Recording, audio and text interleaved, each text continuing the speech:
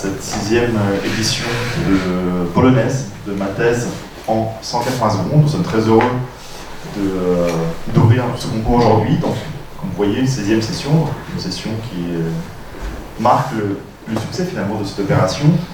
Et nous sommes évidemment très heureux de l'organiser ici, en présentiel. Alors, quelques années auparavant, nous étions contraints de faire ces rencontres en ligne. Donc là, enfin, nous pourrons revenir dans les salles et écouter les candidats en présentiel face au jury, donc revenir dans ce format un petit peu classique. Et évidemment, je suis tant plus heureux d'ouvrir également cet événement que, en tant que directeur du Centre de civilisation française, nous sommes pleinement ici dans la mission qui nous est donnée dans ces échanges bilatéraux, dans la mesure où évidemment l'exercice exige une précision scientifique, il exige une bonne maîtrise de la synthèse, mais il exige aussi justement la maîtrise de la langue, et je pense que dans ce cadre-là, la langue française est particulièrement importante dans la mesure où elle est aussi une manière de synthétiser cette pensée scientifique, quelle que soit la discipline choisie, on parle de sciences humaines, ou sociales, ou des sciences exactes. Donc, pour vous introduire cet exercice en quelque sorte et vous donner tout le contexte et l'histoire finalement un petit peu de cet événement et son organisation ici, je laisse la parole à monsieur l'ambassadeur de France en Pologne, monsieur Étienne de Beaupensin, pour nous dire quelques mots et accueillir les candidats que nous écouterons aujourd'hui. Je vous en prie, monsieur l'ambassadeur. Merci, monsieur le directeur, cher Laurent. Chers invités, chers participants, chers membres du jury, quel plaisir d'ouvrir en ce mois de la francophonie la 6e édition du concours d'éloquence, ma thèse en 180 secondes.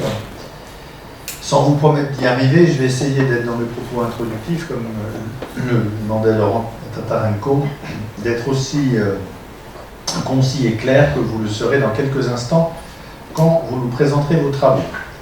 Ce concours est donc organisé par le Centre de civilisation et d'études francophones, l'association académique des romanistes Pléiada, en partenariat avec l'Institut français de Pologne. Et ce concours est déjà une tradition bien établie qui permet aux jeunes chercheurs de présenter en français leurs travaux de recherche de manière concise et captivante. Quel défi que de résumer en 180 secondes de manière accessible et percutante des travaux doctoraux qui ont nécessité des milliers d'heures de recherche, des centaines de pages d'écriture. C'est donc un pari audacieux que vous prenez part aujourd'hui. À travers cette initiative, vous participez à la promotion de la recherche scientifique et sa diffusion à un vaste public, tout en mettant en valeur la richesse de la langue française. En participant à ce concours, vous vous faites les porte-paroles de la langue française dans le domaine académique et bien évidemment, vous contribuez à son rayonnement. Au-delà de la promotion du français comme langue de savoir et de culture, ce concours témoigne de l'importance de la coopération universitaire et scientifique entre nos deux pays et vous vous inscrivez dans la longue lignée des chercheurs et chercheuses polonais qui ont nourri des liens scientifiques entre nos deux pays et dont la plus connue, la figure de proue, est évidemment Marie Curie-Skłodowska. Les thèmes des sujets de thèse présentés cette année sont variés et illustrent la diversité de nos domaines de coopération et la richesse de la recherche menée dans les sections francophones, puisque je vais les citer, ils sont très variés. Architecture, urbanisme, physique, chimie, en passant par l'histoire de l'art, la littérature, la linguistique et le génie mécanique.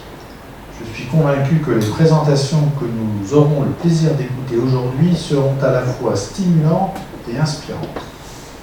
Pour finir, je l'espère dans le temps imparti, je tenais à rappeler que la finale polonaise de ce concours revêt une importance particulière puisque le lauréat ou la lauréate aura l'opportunité de représenter la Pologne lors de la finale d'Europe centrale en juin prochain à Budapest. C'est donc une chance unique de faire rayonner vos talents et vos réalisations au niveau régional et international. Il me reste à souhaiter à tous les participants une excellente compétition. que cette journée soit l'occasion de célébrer l'excellence de la recherche académique et de faire rayonner la francophonie, que le plus concis et le plus percutant gagne. Bonne chance à tous. Merci.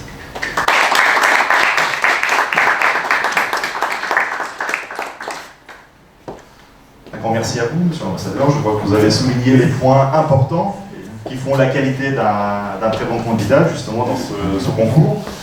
Et avant que nous installions les derniers détails, donc, je vous précise simplement la manière dont nous allons nous organiser. Donc, nous allons écouter, évidemment, les candidats dans les 3 minutes qui leur sont imparties. Vous voyez qu'il y a un chronomètre qui est sur l'écran. Vous le verrez, nous le verrons également du jury, le public le verra. Et puis, je rappelle que chacun des candidats a droit à un slide, une image, une diapositive qu'il pourra projeter pour l'aider dans cette présentation à donner une image concise de son travail.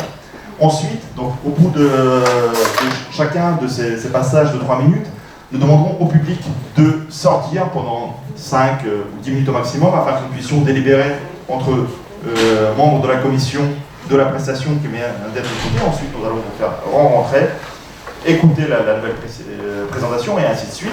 Et à la toute fin, nous ferons une discussion de synthèse. Là aussi, nous vous demanderons de bien vouloir sortir pour quelques minutes afin que nous puissions harmoniser les notes au sein du jury afin de classer les candidats et donc ensuite annoncer évidemment les heureux lauréats de ce concours. Et puis, un peu avant 13h, nous avons un buffet qui nous attend, donc vous êtes tous cordialement invités à vous joindre à ce moment plus convivial. Vous pourrez également échanger avec les lauréats, cette fois-ci de manière plus décontractée, à la fin du concours.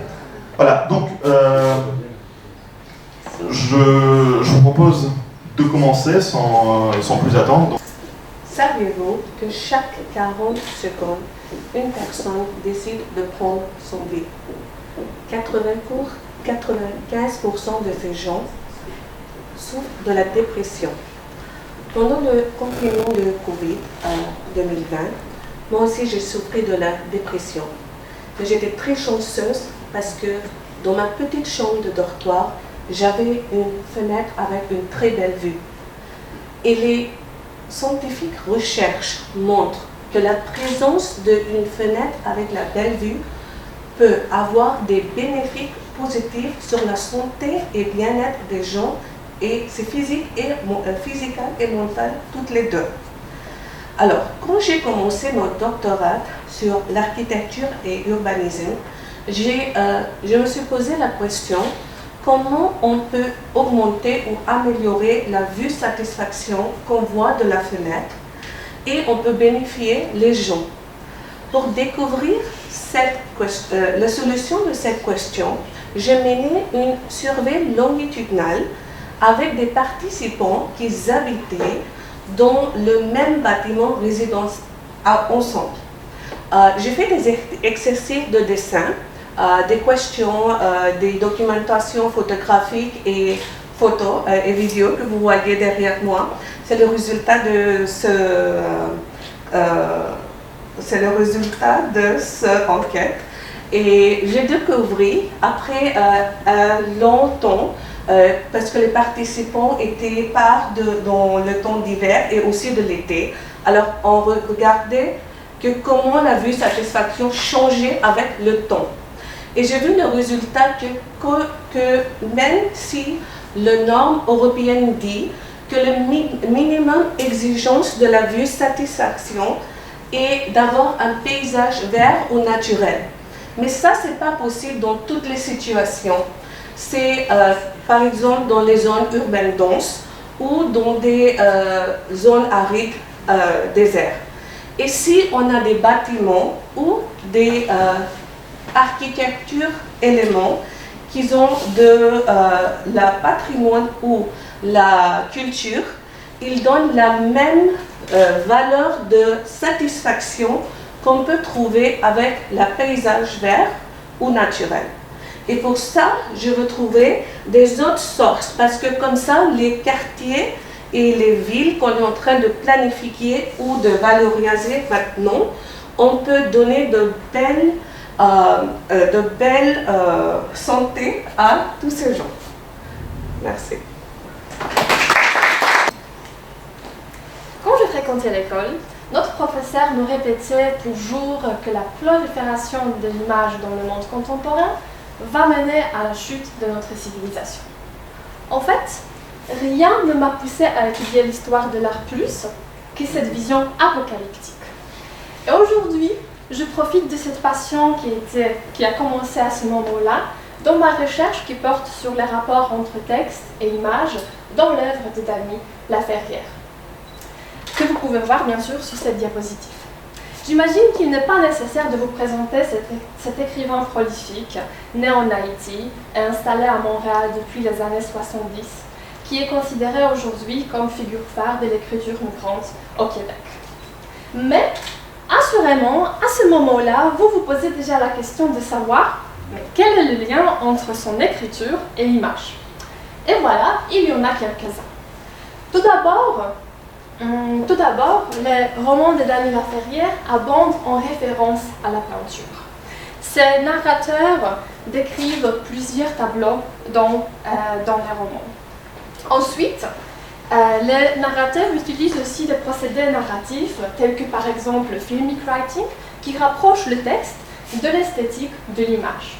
Et finalement, les dessins ont fait l'entrée dans l'œuvre de Dany Laferrière grâce aux romans graphiques dans lesquels les images dessinées par l'auteur s'entremêlent avec le texte également manuscrit. Une présence aussi nette de l'image dans l'œuvre de Dany Laferrière m'a poussée à m'interroger sur les sources de son imaginaire visuel et de son rôle dans son écriture. Ma recherche vise donc à les étudier, à les identifier à travers une étude globale de tous ces romans.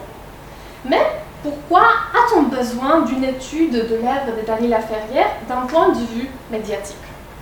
Certes, ça va contribuer à une meilleure compréhension de ces romans et aussi à de leur hybridité formelle qui, à son tour, fait écho à la quête identitaire du narrateur autofictionnel.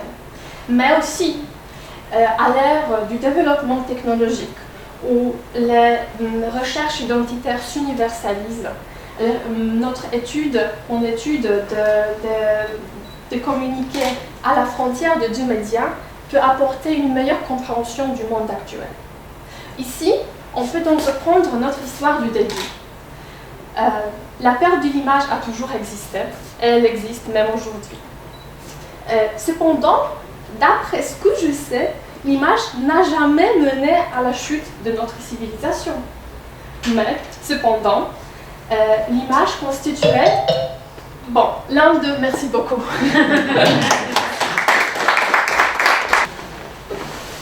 À quoi associez-vous le mot céramique? La première chose qui vous vient certainement à l'esprit, ce sont les tasses, les vases, les carreaux de sol et de mur et les matériaux de construction, tels que les briques ou les tuiles. Cette association est bien entendu tout à fait exacte et s'explique par le fait que la céramique sous cette forme accompagne l'homme depuis des milliers d'années. Ce type de produits, provenant de l'Égypte ancienne, de la Chine et de la Mésopotamie, peuvent être admirés dans de nombreux musées à travers le monde. C'est ce qu'on appelle la céramique traditionnelle, et nous l'utilisons tous les jours encore aujourd'hui. Cependant, nous ne réalisons souvent pas que les éléments en céramique peuvent également être trouvés dans des ordinateurs, les smartphones, les lasers et les drones. La céramique est aussi utilisée dans la production de vaisseaux spatiaux et d'avions, car elle résiste à des températures très élevées, c'est-à-dire 1000 ou même 2000 degrés Celsius. Et comme les matériaux céramiques sont biocompatibles et sans danger pour le corps humain, ils peuvent être utilisés en médecine, pour les prothèses osseuses ou implants dentaires. Ce groupe de matériaux, nous appelons la céramique avancée. La céramique traditionnelle est généralement produite selon des méthodes classiques, telles que le moulage dans les moules ou le pressage. Mais ces méthodes ne permettent pas d'obtenir des éléments complexes. Alors, pour fabriquer la forme souhaitée, il faut soumettre le produit à un traitement mécanique supplémentaire. Et comme les matériaux céramiques se caractérisent par une dureté élevée, Un tel traitement nécessite l'utilisation des outils les plus durs possibles, c'est-à-dire les outils diamantés. Et comme nous le savons, les diamants, ça coûte cher. C'est pourquoi nous recherchons de nouvelles méthodes de formage plus performantes. Et ici, l'impression 3D est une bonne solution, car elle nous permet d'imprimer un produit de n'importe quelle forme. Il suffit de faire un modèle 3D sur un ordinateur d'abord. Puis, nous préparons un mélange de poudre de céramique dans une résine liquide qui durcit sous la lumière UV. Le produit est imprimé sur une imprimante 3D et puis frité. Ça commence par un tremblement de terre et puis le suspense augmente. Cette phrase ne décrit pas seulement le scénario idéal d'un film hitchcockien, mais malheureusement ainsi la naissance d'un tsunami. Avant qu'elle prenne sa forme mortelle du destructeur des mondes, cette fente est peu remarquable, à plus ou moins un demi-mètre d'auteur. Des forces dans l'eau qui, en rivalisant, créent une certaine balance, permettent au tsunami de traverser des milliards de kilomètres à grande vitesse. Ce type d'onde, appelé soliton, donc inchangeable aux distances longues, existe aussi dans la matière plus éphémère que l'eau. Moi, je prédis des conditions sous lesquelles on peut produire des solitons dans la matière ultra froide, c'est-à-dire refroidie près du zéro absolu. Alors, partez en voyage avec moi et nous allons plonger dans le monde réglé par les lois de la mécanique quantique. Moi, je serai votre guide et je vous expliquerai tout sans aucune équation ou formule que j'utilise au quotidien, car moi, je sais que les mathématiques peuvent être plus effrayantes qu'un tsunami. Je vais vous raconter une expérience extraordinaire de 2016. Elle a mis des scientifiques en stupéfaction. Ils n'en pouvaient pas croire leurs yeux. On liait du gaz ultra froid de dysprosium, un élément chimique peu connu par le grand public, qui devait remplir la chambre expérimentale entière.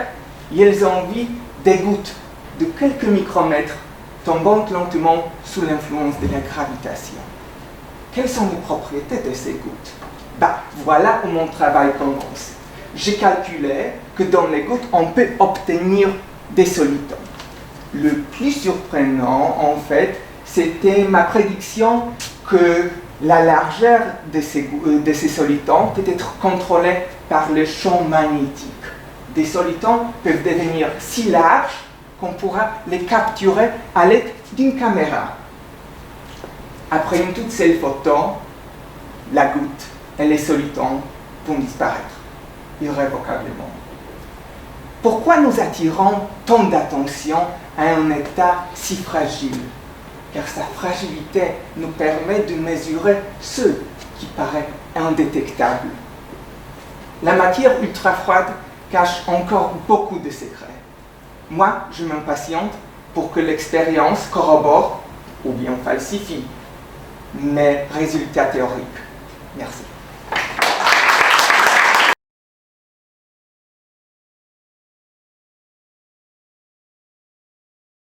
Madame, je vous remets au nom de l'Institut français de Pologne et de l'ambassade de France en Pologne le premier prix du concours Ma thèse en 180 secondes édition 2024, qui est une bourse, alors SSHN, alors ça c'est compliqué hein, comme acronyme, ça veut dire séjour scientifique de haut niveau d'1 mois.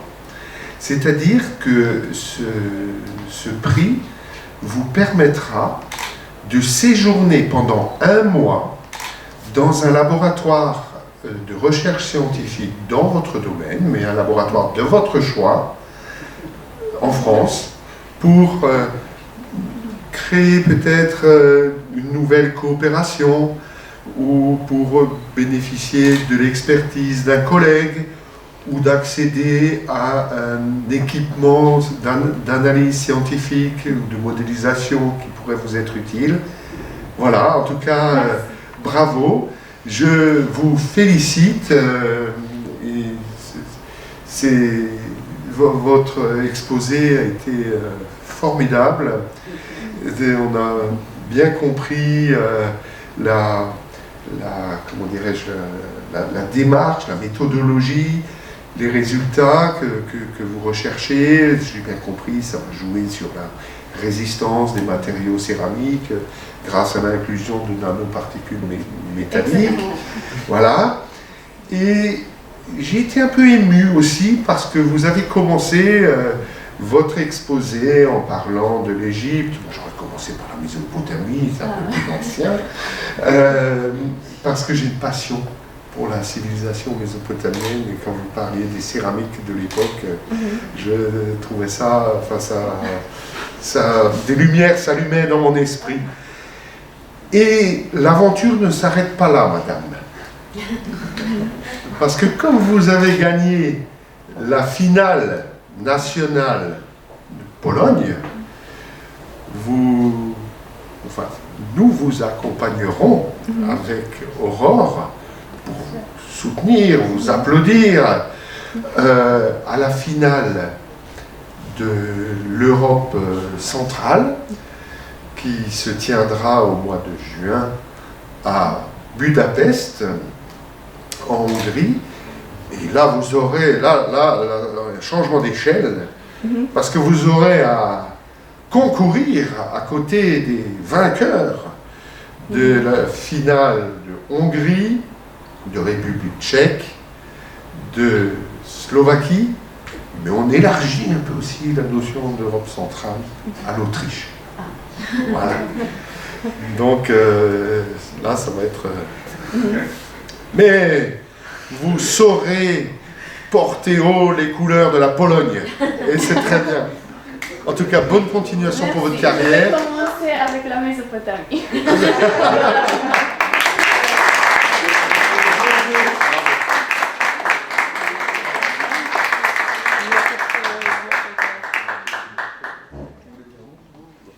Juste, je vous remercie au nom mon nom propre en tant que président de cette commission, mais je vous remercie aussi au nom de chacun de nous. Je pense qu'on a vraiment apprécié votre thématique.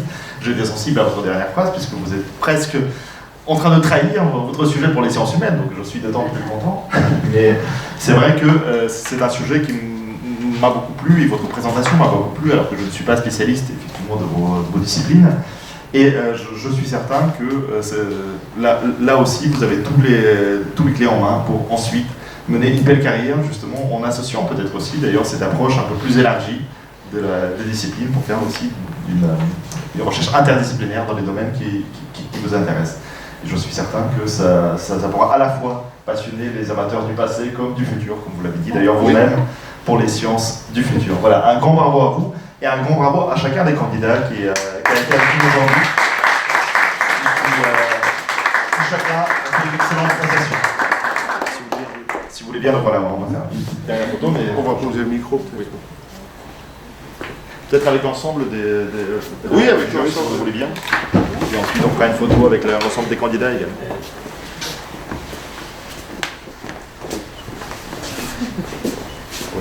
Mettez-vous au milieu, peut-être. Voilà, oui. C'est vous qui êtes...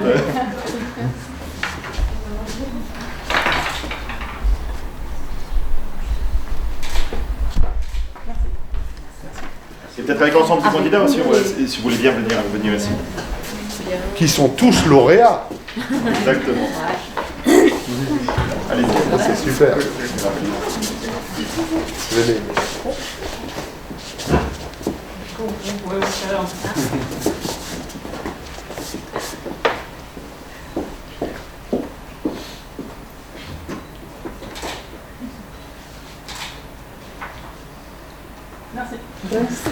Je voudrais dire un ultime mot.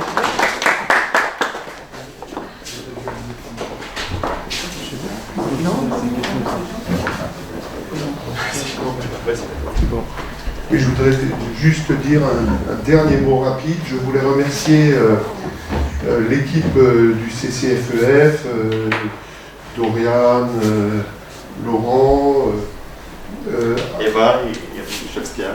voilà, toute l'équipe du CCFEF, mais également l'équipe de l'Institut français, Aurore, le chef, qui a beaucoup travaillé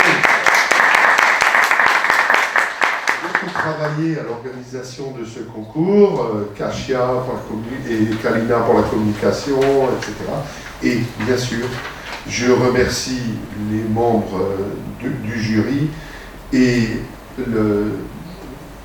tous les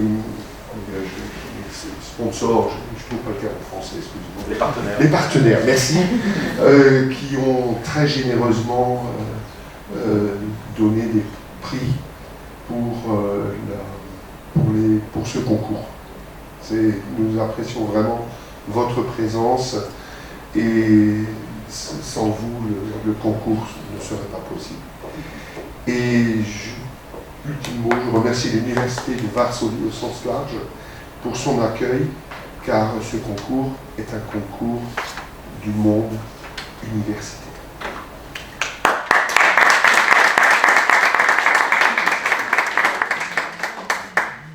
Merci beaucoup. Donc, écoutez, je crois que effectivement, cette 6e session à laquelle nous avons assisté aujourd'hui a montré encore une fois que la francophonie reste vivante et qu'elle n'est pas du tout réservée aux disciplines linguistiques, qu'elle porte aussi sur les sciences dures. Et nous avons vu d'excellentes prestations de physiciens, d'autres spécialistes également, d'urbanistes, architectes, etc. Donc, on voit très bien la vivacité qui porte encore ces rencontres et nous vous disons donc à l'année prochaine, à la prochaine session, en espérant que les candidats seront dedans plus nombreux et que nous aurons de nouveau cette diversité de sujets que nous pourrons écouter ici, en français, effectivement, en français, mais aussi en lien avec vos disciplines différentes, pas forcément liées aux aspects linguistiques, simplement liées à cette manière aussi peut-être de voir, de synthétiser les démarches scientifiques, de présenter une méthode qui, là, peut-être, est un peu plus liée à une tradition française, disons, qui n'est pas propre peut-être à la langue, mais propre à une manière de présenter, de synthétiser les différentes thématiques scientifiques, quelles que soient les disciplines choisies. Donc un grand merci à vous, encore une fois, et à l'année prochaine pour une nouvelle session, la 7e session de ma thèse en 180 secondes. Merci beaucoup à tout le monde.